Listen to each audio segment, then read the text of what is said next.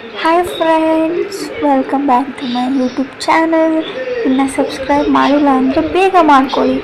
ಇವಾಗ ನಾವು ನೋಡ್ತಾ ಇರೋಂಥ ಟೆಂಪಲ್ ಏನಿದೆ ಅದ್ರ ಬಗ್ಗೆ, ಅದರ ರಹಸ್ಯ ಬಗ್ಗೆ ನಾವು ತಿಳ್ಕೊಳ್ಳೋಣ. ಇವಾಗ ಈ ದೇವಸ್ಥಾನದ ಒಂದಷ್ಟು ಅಂಶಗಳನ್ನು ನಾನು ನಿಮಗೆ ಹೇಳೋಕ್ಕೆ ಇಷ್ಟಪಡ್ತೀನಿ. ಕರ್ನಾಟಕದ ಬೊಮ್ಮವಾರದಲ್ಲಿರುವ ಈ ಸುಂದರೇಶ್ವರ ಶಿವ ದೇವಾಲಯವು ದಂತಕಥೆಯ ಪ್ರಕಾರ ಬೂಚಯ್ಯ ಎಂಬ ತಾಂತ್ರಿಕ ಪಂಡಿತನು ತನ್ನ ಶಕ್ತಿಯಿಂದ ಭೂತಗಳನ್ನು ಹಿಡಿದು ಅವುಗಳ ಮೂಲಕ ಒಂದೇ ರಾತ್ರಿಯಲ್ಲಿ ನಿರ್ಮಿಸಿದ ಅದ್ಭುತ ದೇವಾಲಯವಾಗಿದೆ. ಈ ದೇವಾಲಯದ ಶಿಲ್ಪಗಳು ದೇವತೆಗಳ ಬದಲಿಗೆ ಭೂತ ಪ್ರೇತಗಳ ಆಕಾರದಲ್ಲಿದ್ದು ಅಪರೂಪದ ಕೆತ್ತನೆಗಳನ್ನು ಪ್ರದರ್ಶಿಸುತ್ತದೆ. ಇದರ ದಂತಕಥೆ ಏನೆಂದರೆ, ಸುಮಾರು 600 ವರ್ಷಗಳ ಹಿಂದೆ ಬೊಮ್ಮವಾರ ಗ್ರಾಮದಲ್ಲಿ ಭೂತಗಳ ಕಾಟ ಹೆಚ್ಚಾಗಿತ್ತು. ಬೂಚಯ್ಯ ಎಂಬ ಭಕ್ತನು ಮಂತ್ರತಂತ್ರಗಳನ್ನು ಕಲಿತು ಈ ಭೂತಗಳನ್ನು ವಶಪಡಿಸಿಕೊಂಡನು.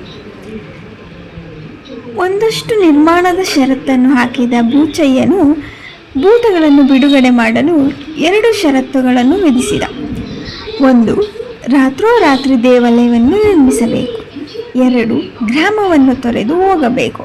ಅದರಂತೆ ಭೂತಗಳು ದೇವಾಲಯವನ್ನು ನಿರ್ಮಿಸಿದವು. ಇದರ ವಿಶೇಷತೆ ಏನೆಂದರೆ, ಈ ದೇವಾಲಯದ ಕಂಬಗಳು ಮತ್ತು ಗೋಡೆಗಳ ಮೇಲೆ ಭೂತಗಳ ಕೆತ್ತನೆಗಳಿವೆ.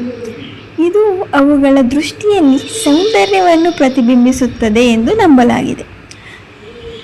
ಹಾಗೆ ಈ ಶಿವಲಿಂಗದ ಪ್ರತಿಷ್ಠಾಪನೆ ಯಾವಾಗಾಯಿತು? ಸುಮಾರು 50 ವರ್ಷಗಳ ಹಿಂದೆ ದೇವಾಲಯದ ಹತ್ತಿರದ ಬಾವಿಯೊಂದರಲ್ಲಿ ಶಿವಲಿಂಗವು ದೊರೆತಿತ್ತು. ಅದನ್ನು ಈಗ ಮುಖ್ಯ ದೇವತೆಯಾಗಿ ಪೂಜಿಸಲು ಗ್ರಾಮಸ್ಥರು ಮುಂದಾಗಿದ್ದಾರೆ.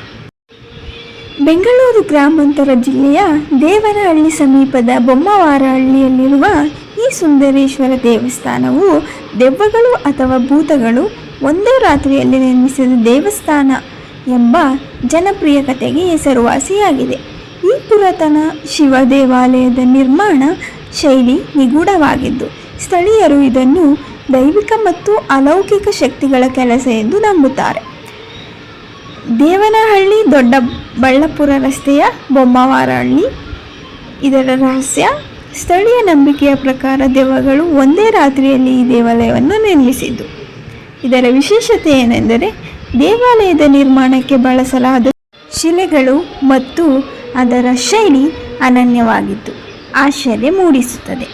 ಇದರ ಇತಿಹಾಸ ಏನೆಂದರೆ, ಇದು ಹಳೆಯ ಕಾಲದ ಕಲ್ಲಿನ ದೇವಾಲಯವಾಗಿದ್ದು ಇಂದಿಗೂ ನಿಗೂಢತೆಯಿಂದ ಕೂಡಿರುವ ಪ್ರವಾಸಿ ತಾಣವಾಗಿದೆ. ಹಾಗೆ ಈ ಸ್ಥಳವು ದೈವಿಕ ಶಕ್ತಿ ಮತ್ತು ಪುರಾಣ ಕಥೆಗಳ ಸಮ್ಮಿಶ್ರಣವಾಗಿ ಪ್ರವಾಸಿಗರನ್ನು ಮತ್ತು ಕುತೂಹಲಿಗಳನ್ನು ಆಕರ್ಷಿಸುತ್ತದೆ. ಈ ಒಂದಷ್ಟು ಇನ್ಫಾರ್ಮೇಷನ್ನ ಕೇಳಿ ನಿಮಗೂ ಕುತೂಹಲ ಮೂಡಿದರೆ ಈ ದೇವಸ್ಥಾನವನ್ನು ಒಂದು ಸಲ ವಿಸಿಟ್ ಮಾಡಬಹುದು. ಅಲ್ಲಿಯ ಜನರು ಈಗಲೂ ಸಹ ಇನ್ನೂ ಏನಾದರೂ ಹರಕೆ ಕಟ್ಟಿದರೆ ಈಡೇರಿಸುತ್ತದೆ ಅನ್ನೋ ನಂಬಿಕೆಯಲ್ಲಿ ಇದ್ದಾರೆ. ಇದೇ ಥರ ವೀಡಿಯೋಸ್ಗಾಗಿ ನನ್ನ ಚಾನಲ್ನ ಸಬ್ಸ್ಕ್ರೈಬ್ ಮಾಡಿ.